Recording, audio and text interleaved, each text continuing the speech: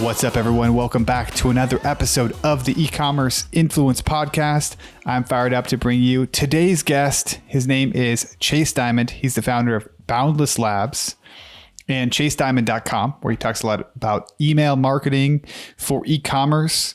I first got connected with Chase over Twitter, and he has been making a lot of noise in the e-commerce email marketing arena. He's got an agency, and today we talk all about it. We talk about different flows you should be installing. We talk about common misconceptions about email marketing, what's working, what's not working, what he's seeing from an agency perspective, how to optimize your opt-ins, and how to drive more sales from email marketing. It's a great tactical interview. I think you're going to really like it to know Chase. And if you enjoy this episode and you want to learn more about email marketing, also would recommend you go and check out the Coalition. We have a bunch of training in there where I talk about email marketing. So you can go check that out at brandgrowthexperts.com/coalition. Without any further ado, let's bring in Chase to the show. Chase, man, welcome to the show. Super excited to have you here. Dude, I'm pumped to be here. Thanks for having me.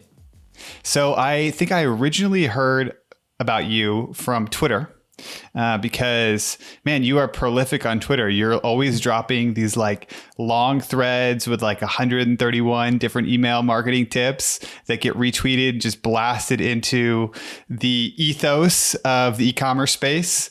And from my understanding, this hasn't actually been that long that you've been on Twitter, but you've had some pretty tremendous success there. Yeah, I spend more time on Twitter than I'd like to admit. But Same, so would I. Yeah, so I've been on Twitter since April of 2020. So it's been a little over a year. And truthfully, I still have no clue what I'm doing. I'm just posting a lot, and that seems to be working. Well, I think it is working because I start seeing you popping up everywhere. You kind of selling with your course, and then all these kind of just becoming deep down on this niche of the e-commerce email marketing guy, which is awesome, which I want to dive into a lot.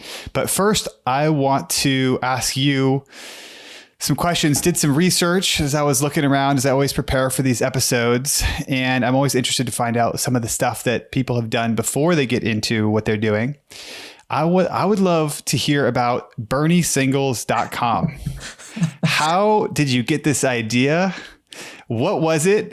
And like, what was it like going viral with something like BernieSingles.com? Oh man, I have not talked or thought about Bernie Singles in a long time. So I was fresh out of college. I was working at a tech company, I was getting paid well, things were going well. And I started having like this entrepreneurial bug of, I want to start something. I want to do something. Let's do something. So me and a couple of buddies were like, oh, an agency is like the low hanging fruit. Why don't we start an agency? And we're like, wow, we're going to get lots of clients. We all have great jobs. People are going to want to work with us. Crickets. We got no clients. No one wanted to work with us. We're like, all right, we need something. We need a case study. We need to do something cool that people will care about and something that people will talk about. So we were thinking about ideas. We tried this, that, and the other. Nothing worked. And then someone that we knew actually started Bernie Singles. So we hit him up. We're like, this is hilarious. Like, we want to be involved. Let us be involved. We will work for free. And the guy was actually like, look, I have no clue what I'm doing. I want to sell the site. So he literally sold it to us for like $5,000 within like a couple weeks of launching it. We took it on. What is Bernie Singles? Just for people who don't know what it is, because I saw the site. I saw like the overview. Oh man, so Bernie Singles is a dating website for people that supported the presidential candidate Bernie Sanders. So for people that have the same political view. And not that there never were any political kind of dating affinity sites, but this was like the first one that actually got into the mainstream and kind of the mainstream media. So for us, we bought this for like $5,000. It was kind of on this upward trend where it was getting a lot of organic traffic. So a lot of small sites were writing about it. A lot of small outlets were writing about it. It started picking up in these Facebook groups. So as we got it, within a couple of weeks of owning it, this was on like Ellen DeGeneres, Stephen Colbert, not us, but the site, Washington Post, all these big outlets were posting about it. And we were constantly fighting fire after fire of like, oh man, no wonder why the guy bounced. Like the back end of this thing was absolute garbage. Every single time an article went live, we'd see like 50,000 people to the site within minutes. It would crash, and then we go on Ellen DeGeneres, be 100,000 people to the website, and we'd be down for days. So it was kind of like this battle of like, none of us were technical. We just wanted to do marketing. This thing had some, waves of good trends, and we're like, we'll just add fuel to the fire. So it ended up being like the greatest thing and also the worst thing. It was great because we finally got that case study that we needed. And that's what allowed us to go get clients for the agency. But it was the worst thing where like we got tons of dirty messages and just mean messages and people like saying your site sucks. Like, this is terrible. I thought you're supposed to be a dating site. Like, you can't even stay up. Like, people were just bashing us, right? And we were throwing tons of money and time into trying to build the tech. And by the time we actually had a good site, the wave was over. No one cared about Bernie singles. Like, the 3 to 5 million people had come. We had really disappointed them, and then they never came back. And then we sold the site to some other dating site that wanted all like the SEO juice. Did you at least make some money off the initial $5,000 investment? Depends on how you look at it. We made money on the agency side through leveraging it as a case study. Yeah. But on the actual dating site itself, we put $5,000 in. We probably spent another $10,000 to $20,000 trying to figure out the tech. And then we only ended up selling it for like 10 or 15K. So after all of our time spent and actually money in, we were at a loss. But in terms of having like this crazy random experience and case study, it was a win. I love it. I love it. I love hearing kind of origin stories of how people get started in, especially like right after college. So you've obviously you built agencies, you've run a lot of email marketing and marketing for e-commerce businesses and other businesses as well, besides e-commerce businesses. I want to start with kind of an opening question, which is, what is a common misconception about email marketing that you want to debunk here on the podcast? Man, I actually honestly love when people think email is dead. It's less competition, more room in the inbox, more growth for our clients. So I think the big one, right, is email marketing is not dead, but I'll let people think that because it makes our jobs easier, right? I think the one that really I want to harp on is this point of segmentation, right? So inherently people think by batching and blasting their whole list that they're going to get more opens, more clicks, and therefore more revenue. And I think maybe when I first started like 6 years in email, maybe that was true, but that could not be farther from the truth today. The way that all like the ISPs, Gmail, Yahoo, Hotmail, they all reward people based off the quality of those receiving emails. So sending to your 30, 60, 90, 120 day engage, basically people have opened or clicked over that period of time. People have purchased, those types of things. So having to leverage segmentation is like the most important thing to be able to send more emails per week, be able to hopefully inbox, right? At the very least, you're in the promotions and, fingers crossed you're not in the spam. So I think that's the biggest one is segmentation actually will get you just as many opens, clicks, and conversions as not batching and blasting in the short term. And then in the mid to long term, by segmenting, you actually have a longevity of your email business because you can still deliver emails to the inbox. Couldn't agree more. And on both fronts, I think it's interesting. I've been in the sending emails for clients, with clients for a long, long time and have seen things come and go. Facebook Messenger come and go, seen all these other channels that people are really excited about, and email just sticks around and it continues to produce time in and time like again and again and again. And it's one of those like incredible mainstays. Where did you first learn about email marketing, and how did you transition from Bernie singles to diving into e-commerce email marketing? Yeah. So for me, I started doing email in a really rudimentary form when I was like 13 or 14. So I was diagnosed with Crohn's disease. After about a year of being sick, I wanted to find a way to raise awareness and fundraising. So at 14, I started dedicating myself to this charity, which is called the Crohn's and Colitis Foundation. They do about $50 million a year in fundraising.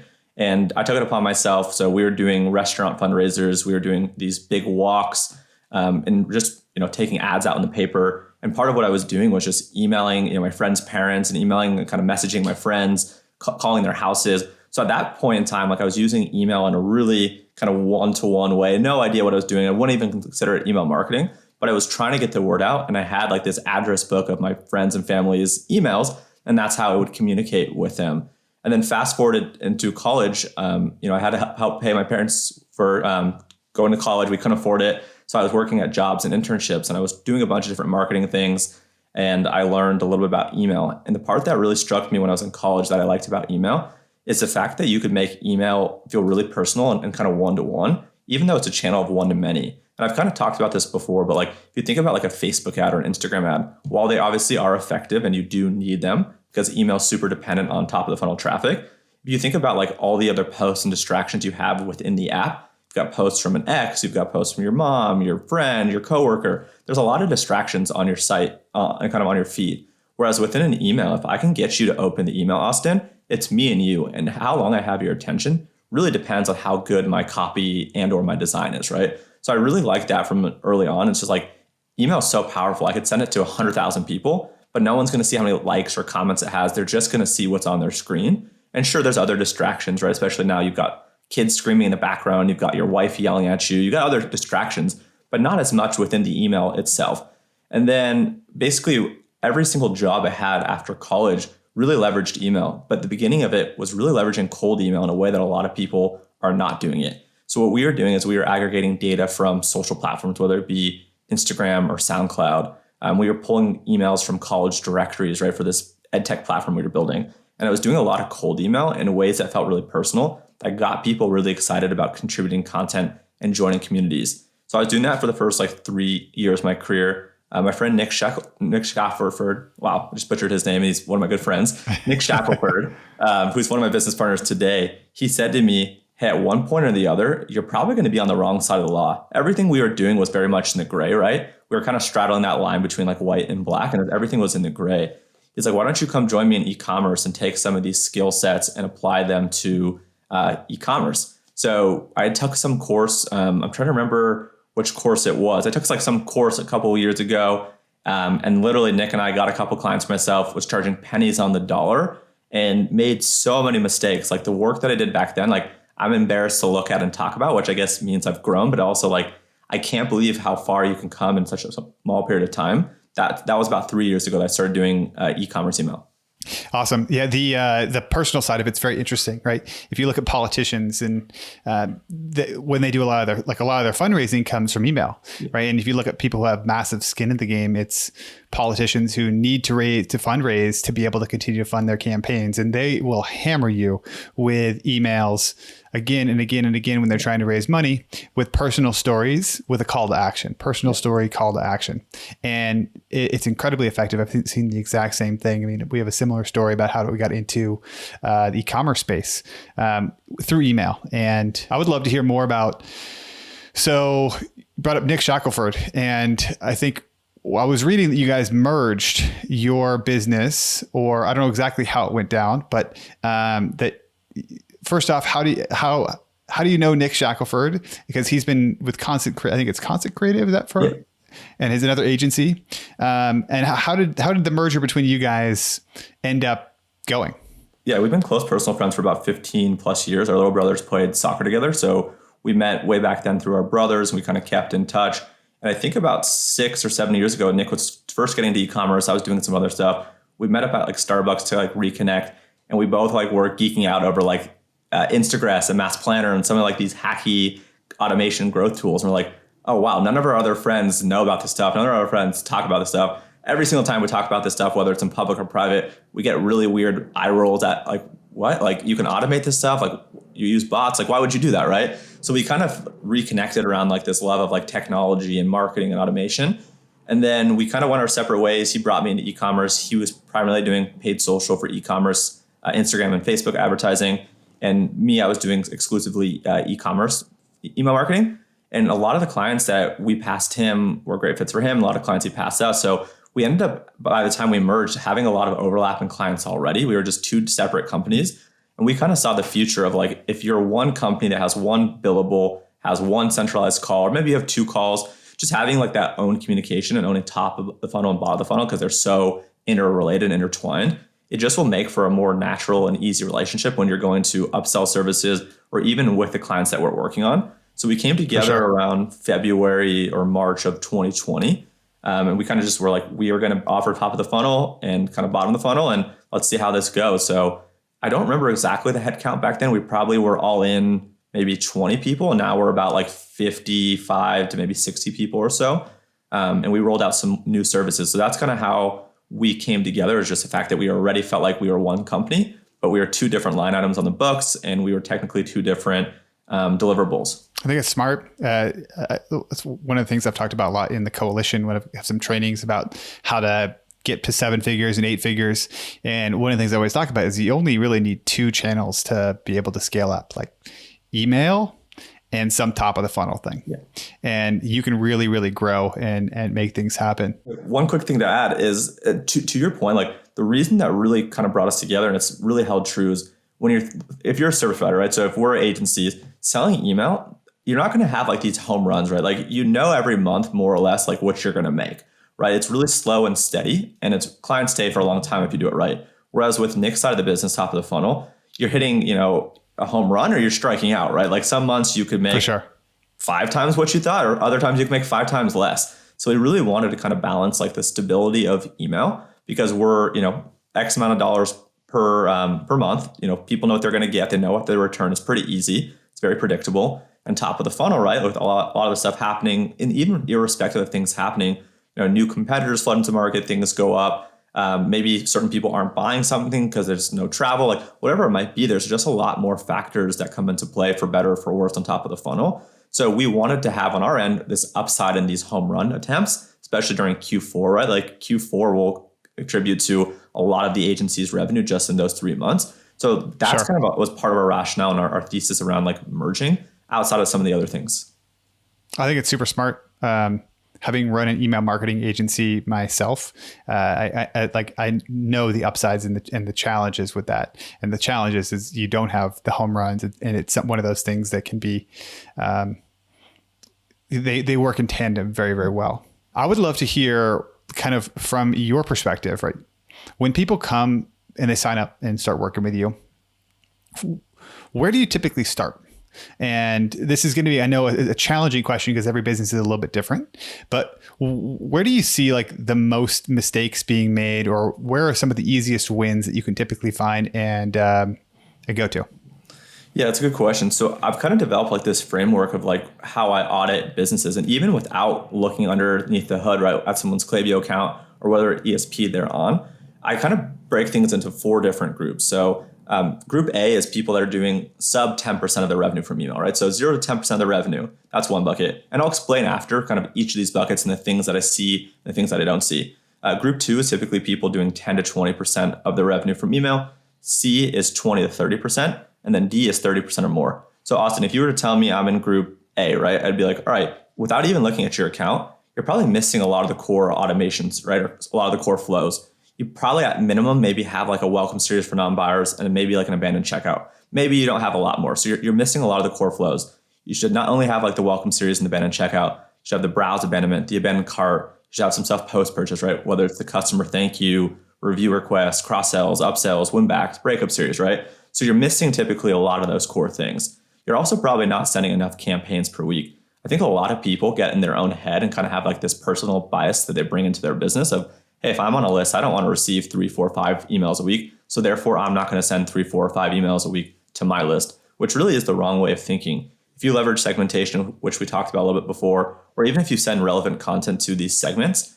sending 2, 3, 4 emails a week actually isn't that big of a deal if there's good deals, if there's good content, if there's good knowledge and good social proof, right? So I think a lot of people are leaving money on the table because they're sending maybe once a week, maybe a handful of times a month. So that's another thing. They're probably also not optimizing and kind of leveraging a sign-up form that's converting at or near like 10%. So for every 100 cold visits, people are not already on our email list, they're not converting close to 10, right? Maybe it's 7, maybe it's 9, maybe it's 12. They're not doing that, right? So those are some of the mistakes that I see from the people like in that smallest group. I want to dive in on one thing before you go to the next level, which is the opt-ins, right? Because 10% as an opt-in rate, what are some of the things that you do that you see working really, really well right now that people can take and just install in their own business to get to 10%? Yeah, so in our own data, and also I've talked to Privy about this in some of their data, but there's 3 different kind of incentives, right? And each of them inherently kind of gives more or less a different conversion. So the most basic and kind of, in my opinion, the most boring is just sign up for our list to get the latest news. It's like, all right, no one really cares about that. Typically, you're seeing like 1 to 2% of people potentially give you their emails, which is really bad. The next one is some kind of offer incentive, right? Whether it's 10% off, $10 off, free shipping. You typically can expect in the ballpark of about 5 to 10% of people to give you their email. Obviously, you have to work on the behavior, you have to work on the copy, you have to work on the design. But by leveraging something that's decent enough with that kind of incentive, you can expect within that range. Again, you might be plus or minus a couple points. And then the other one that's kind of interesting, which has pros and cons, is this whole enter to win. Enter to win our weekly giveaway, enter to win our monthly giveaway. And we're seeing anywhere from like 8% to maybe like 12% opt-ins. The difference between like the incentive and the enter to win, I still personally prefer some kind of offer, whether it's a discount of $1 or a percent or a free shipping. And the reason being is those people typically convert a lot quicker. And the attribution of that conversion is a lot quicker and a lot more immediate. Whereas if you do, let's say, an enter to win for the month, maybe you get 12 people instead of 8 people giving you their email. But these people then want to wait to see whether they want or not. And then you have to convince them to buy, right? So it typically extends the cycle of which we see people convert. And then it's harder to actually see, when and how those people converted. So, do with that what you want, but we're typically focusing on incentive offers when applicable. Most of our brands kind of fall into this middle ground. I guess the extremes are people always discount, people never discount. And a lot of our brands are kind of in the middle where they're able and willing to use discounts when it makes sense. Acquiring new subscribers, maybe as people have been loyal, kind of giving them special perks, or maybe if people haven't been loyal, trying to get them to just buy and engage with the community. For like the first time, for sure. Like, yes. Okay, here you're on the list. Let's make it happen. What's your experience with gamification? And including like things like spin to win. I'd love to hear your take on that. I've had a ton of success with that sort of stuff. Yeah, dude, like the Wheelio, the spin to win, like not technically quote unquote the best brand experience as people would call it, but always wild on like how people actually engage and how those actually perform. One of the brands that we were working with in the past was the Chivery, which is owned by the Chive. And they would do an enter to win and it was insane. I think they were getting like 13 to 15% opt-ins, right? And like the people were converting really crazy. So I think for the right brand, the ones that probably don't care about brand image as much, not to say they don't care about brand at all, but the ones that are a little bit more relaxed and willing to kind of test and try things, we've had a lot of success with and we'll kind of push people towards that. Other brands that care more about every single pixel and things and whatnot, we probably don't try that.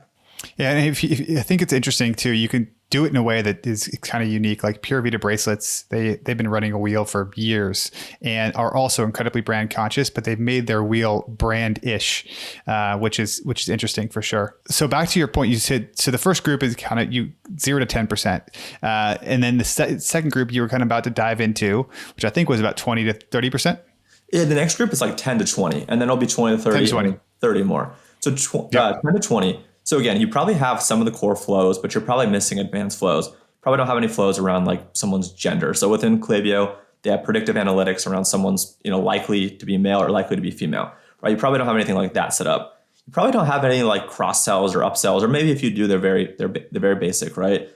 So I think adding some more advanced flows like that, even based off what people have clicked within emails, right? So if you tag headers and you have cuts and properties automatically updated, being able to leverage that data within an automation is really important.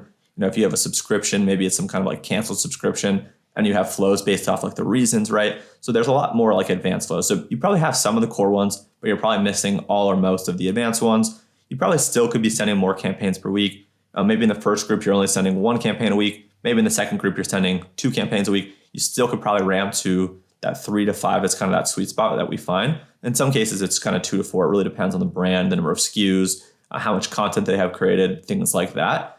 And then you're probably getting closer to nailing that optimization of that form, but you probably haven't done any A/B testing of anything else, right? You're probably still just getting things set up.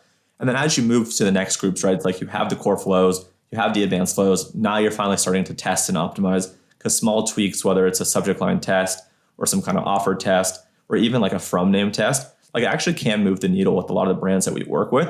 They all do north of 7 figures, right? So typically have tens of thousands, hundreds of thousands, or millions of people on their list. So increasing something by like 5%, 10% at minimum actually is pretty substantial month over month on like what you're able to do.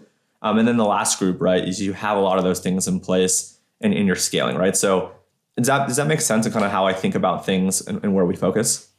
For sure. The big elephant in the room, or the one that I think of, is product, and the difference between types of products and brands. And that's been the biggest thing I've seen, is like the difference between somebody who's doing like 50% or 40% of their revenue from email and somebody doing like 10 or 12, all things being equal, comes down to product. What products do you see, like for people listening, what type of products should people be really like invested in email marketing? And which other ones have you set up a lot of things and maybe not had as much success in? Which styles of products? Yeah, that's a good question. I've got a couple of thoughts. So one, again, obviously we want a lot of revenue to come from email as a percent and obviously as a dollar. That's great. But if we're like at 60% of revenue from email for our client, we tell them like, guys, you are not spending aggressively enough on top of the funnel. Like stop sitting on email and just driving email conversions. Like, sure, we look great. We got to brag like one of our clients that's 60%, but it's not in their best interest to have 60% of their revenue coming from email. It means they're leaving money on the table by not spending more money and letting email then pick up the pace, right? Like I'd rather be at 40% of my revenue from email, but a brand aggressively driving new growth, because that's going to help us over time. And typically when brands are aggressively spending, that will kind of make email lag by a couple of weeks, but it will catch up and it's going to be a really great channel to kind of clean up some of the top of the funnel speed. So I think that's one. I think two, and I'll get to your question, I promise, in 1 second. Two is like certain industries are just hindered. Like if you're in CBD and cannabis, which are some of the brands we work with, it is really hard for them to drive top of the funnel traffic. So email is so important for building that trust, building that, touch points, and ultimately driving that sale. But to your point, like the brands that are always hard for us to work with, and I think hard in general, are brands that have like a single SKU that's like one time and done, right? Like it's really hard. Sure, we'll be able to convert them once, but like, well, what in the world do we do? That gets challenging. It's like, great, we've sold you. Now we have to figure out this angle of like, how do we get you to buy it for your husband, your wife, like whatever the product is, right? So for example, one that comes to mind is like, say it's a men's razor, right? Like you have a razor, but you don't have anything else. It's like, if you buy an electric razor, you probably shouldn't need one for at least a couple of years. We then have to like get into the mindset of like, we have to serve these people content so that way they use the product, they get benefit from the product. Here are some tips for using a razor, right? Use it when you get out of the shower, whatever it might be. Use it with oil, use it without oil, do it daily, weekly, monthly, whatever it is. Oh, and by the way, this makes for a great gift for Father's Day, what's coming up. Get this for your dad, your brother, your grandpa. So those are really challenging. Whereas companies that have a lot of SKUs or companies that even sell things that need to be kind of consumed or replenished every single month are great.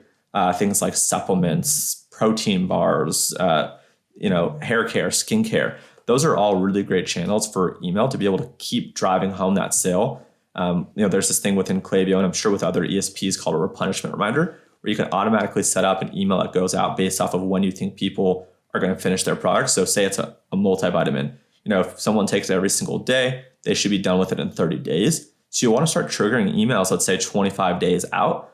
Hey, Austin wanted to remind you, you're probably getting close to finishing your product. So that way you don't have to go any days without having your multivitamin. Make sure you order now so you have enough time to receive it in the next few days when you're about to run out, right? So I think teaching people within email and even on the products how to consume products for people that need to replenish is so important to be able to set up these follow-up emails. For sure.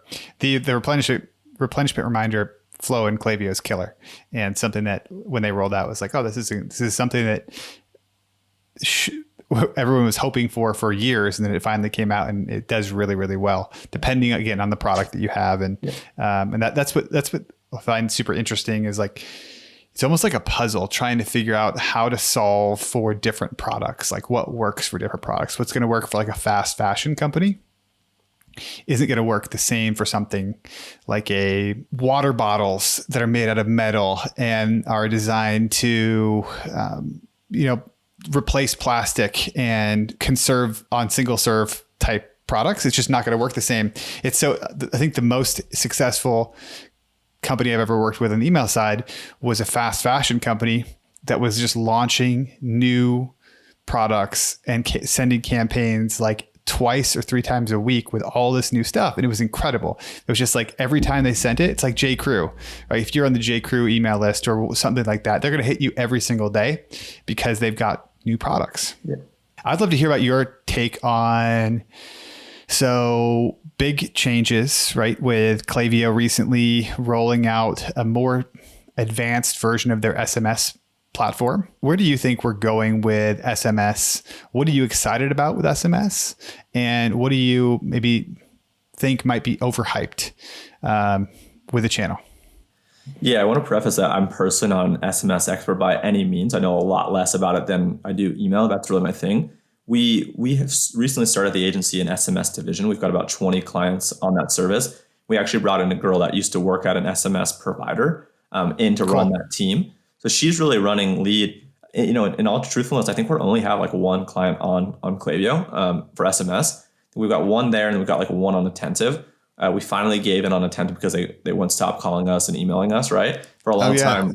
Yeah, they're relentless. For a long time, we wouldn't use them because we didn't want to be out of the equation. We wanted to own the channel. And for a long time, like they were white glove or kind of they would own the process, which isn't something that we wanted as an agency. So most of our brands right now are on PostScript. And the way in which, you know, we're using email, and this is straight from our SMS girl, is we're really using email as a channel for like our VIPs. Like we're kind of launching like these text only clubs. And this is a way for people to engage with our brand, like in a really intimate, personal way, where typically the texts, you know, quote unquote, are coming from like the founder or like the spokesperson. So they feel a lot more personal. You know, we're probably sending one text a week. Every time we press send on the text right before we do, we said, does this warrant a text? If yes, press send. If no, we'll kind of just probably queue up an email for it. I think an email, not that you don't have to be relevant and not that you don't have to be accurate, but you could get away sending more times per week with things that aren't like super time sensitive as urgent. Whereas with text, if you kind of are messing around and you're breaking that trust, it's pretty easy for people just to text back saying stop. Right? I think email is more forgiving and SMS is a little bit more strict because it's a little bit more, you have direct access, right? Like people open it right away. They want to have zero kind of text unread on their phone. So we are leveraging it for that. We're giving these people like, you know, almost like a VIP treatment. They get access to deals first. They get special content,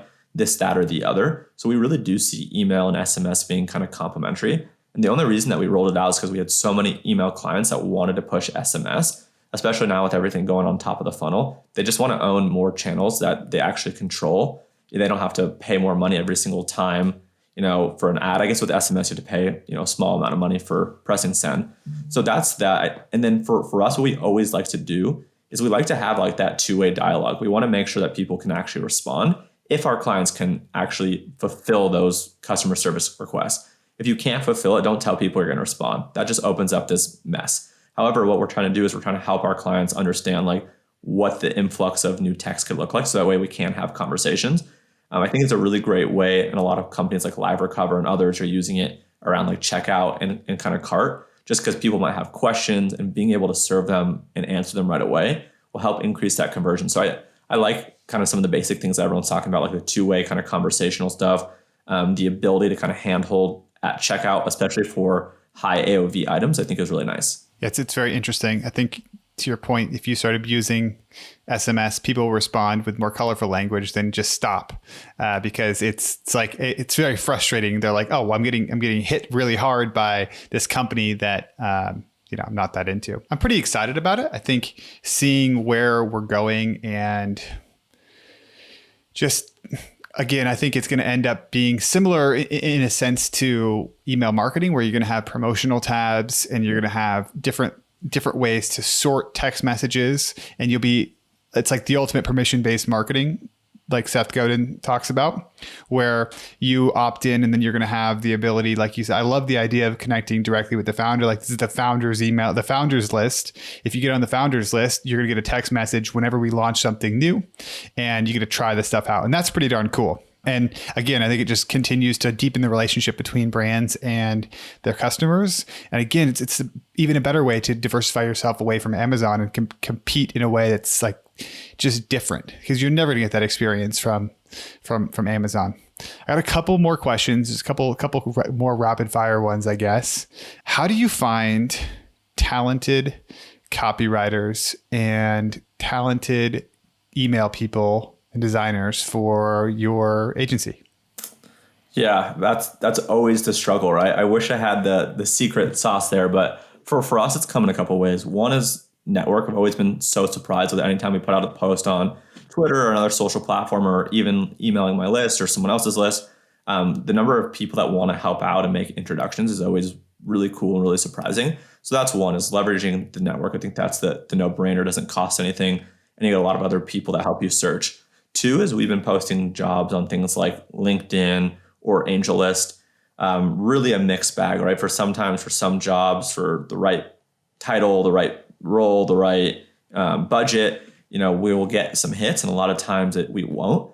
I think on LinkedIn, I don't know exactly the feature, but there's like some premium feature where you can actually go out and like invite people to the job. So we have to do a little bit of like, hey, go after other big agencies or go after, big e-commerce brands and people that might want to go away from in-house and might want to join the dark side on the agency side, right? So we'll kind of like use LinkedIn and try to like let LinkedIn do its thing, which is, hit or miss, or we'll kind of push it to people, hoping that they'll reach out. And then lately, we've just been working with some recruiters. So my little brother did some of our, freelance recruiting for a bit, and he kind of was just finding people on LinkedIn and doing it that way. It's kind of manual. Sometimes even posting like in Facebook groups around like email marketing or copywriter. There's some great Facebook groups. I think LinkedIn groups are kind of dead. I wouldn't use LinkedIn groups. I don't know that anyone even uses those. And then we actually just hired a full-time in-house recruiter that her whole job is going to be doing that, because it's a lot of work to figure out, like, how do we find this person? On our email team, we have 5 different roles, and we're always trying to hire for each of the roles. We've got marketers, copywriters, designners, account managers, and developers. And each of those positions has different budgets. They each have probably different platforms that you can do. They probably each have different countries. Like for a lot of us, like our customer-facing, client-facing people are always typically Americans. Sometimes they're Canadians. And then some of our people that are kind of behind the scenes doing like kind of some junior design or some kind of junior development, they could be in the Philippines, Mexico, India, and et cetera. So, even that in and of itself like opens up. Right now we have 55 to 60 people across 4 roles in 6 different countries, right? So like there's a lot of like sometimes language things, sometimes just like culture things. Like in the Philippines, you'd be surprised. Like I feel like every single day there's a holiday, right? There's so many things that they celebrate that even from us, like from a compensation, from an expectation, there's a lot of different moving pieces and parts. So it's definitely not easy, but network, job boards, and even people that work for us or clients that work with us kind of make referrals, recommendations to people in their circle. Cool. I definitely agree with the like forward facing or an outward facing founder too, that has somewhat of a profile can be incredibly helpful. And it's one of the reasons why you should invest in it if you're running a business, because it helps with recruiting and makes things easier. 2 more questions. One, what were some of the resources that have helped you along your journey to build Boundless Labs? Yeah, that's a good question. I mean, I think for one, like there's no substitute for just like getting your hands dirty and just trying, right? There's so many things I thought I knew and I could not be further from the truth, right? And even today, like there's so many things that we don't know. Like we are now going from a company last year that was doing some stuff in person, mainly remote, to running 55 to 60 people across time zones, things like that. Like there's no resources I found on that. It was just by us learning like, oh, this person's offline and oh, we're getting hung up here. So I really personally learned by doing. That's one. 2 is, especially lately, we've been hiring really good people, which means really expensive people that have gone through this before, which really takes out the guesswork. I've never built like a crazy project management system. So we brought in someone to do that, right? So I think for us, like spending now the money on either the right full-time hires or even the right consultants has been huge. We got to unlock, their learnings really quickly. Like what would take us probably 6 months or 12 months and a lot of headache, we could get from them in 1 to 3 months. So I think that's another really interesting thing. And I learned that from one of our clients. I'm like, why are you hiring us to do email consulting? Like you have a full team, you guys are crushing it. It's like, I don't know what I don't know. And even if you guys see 1 or 2 things that we don't see because we're in it every single day, that could unlock massive growth. And sure enough, I think they were doing like $100,000 or $200,000 a month in email revenue. And now they're at like 400 or 500,000. Granted, it wasn't overnight and it wasn't all because of us, but we're seeing things that they don't see because we're in email accounts all day long, working with 60, 70 different brands. Outside of that, I've been really impressed with podcasts, whether it's yours or kind of someone else's. I really like podcasts for just listening and kind of consuming information when I'm on a walk or when I'm driving.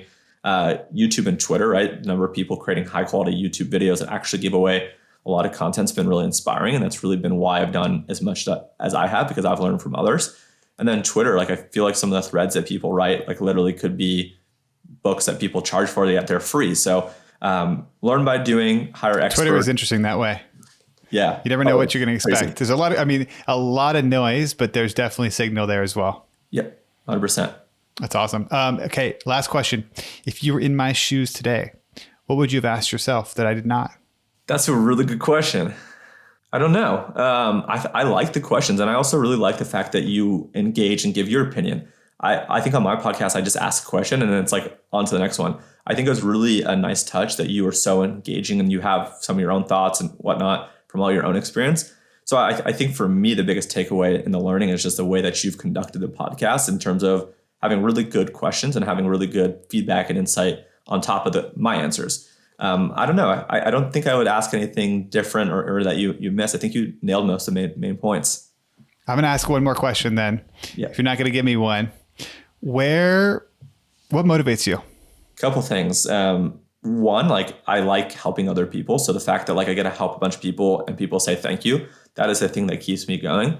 And then two, I have like a 1-year-old daughter and a wife. So just the fact that like my wife gets to stay home and, not have to work is really huge to me. And that's what kind of drives me. I never ever thought that would be kind of something that would be reality. She told me like a couple years ago when we got married that she wanted to be a stay-at-home mom. I'm like, yeah, right. Like who's going to pay the bills? Like we need more than one income. And just like grinding and hustling and thinking about them and being able to hear them in the next room really makes me want to keep going. That's freaking awesome. I'm interested. What's a common perception of Chase Dimond that is false? That I think the hard part, and I think Nick would say this as well, is that because, we're labeled as experts, we have a lot of experience. We have a lot of scars, right? We've done a lot of cool things and we've also had a lot of hard learnings. I think they expect us to know every single answer to everything in email or everything in paid social. So I think that pressure is really hard at times. And we definitely feel like imposters as well. Like we are learning every single day. So I think the fact that like I don't know everything, and I think being able to say I don't know everything is actually really freeing. So I want more people that don't know things to not have to feel like they know everything and to be able to flat out say, hey, Austin, I don't know. So I think for me, that's really been the term that I've said lately when I don't know something is like, hey, unfortunately, I don't know. I can give you my opinion. I can give you my guess. But by the way, I'm not backing this up with any data or fact. I haven't done this. Cool. Awesome. Chase, has been great, man. Where would you direct people to learn more about you if they're interested in connecting and getting deeper with you? Yeah, if you want to get hammered with nonstop Twitter notifications, follow me on Twitter. A lot of really good email and agency stuff, and also some pictures of my daughter. So handles ecom Chase Dimond, no A in Diamond. Great last name. Chase Dimond for anything business. I saw your logo. He's got a great logo. Thank you. Yeah. It's also hard though. I also have to tell people on the phone every single time. My last name is, I'm calling the bank. I'm placing an order. My last name's Dimond without the A. By the way, my email Chase Dimond without the A, right? Like it's really cool, but it's also like I wish my family just made it the normal Dimond, and it would save me a lot of time. That's funny. Well, Chase, thanks so much, man, and I'll talk to you soon. Cheers. Thanks, Austin.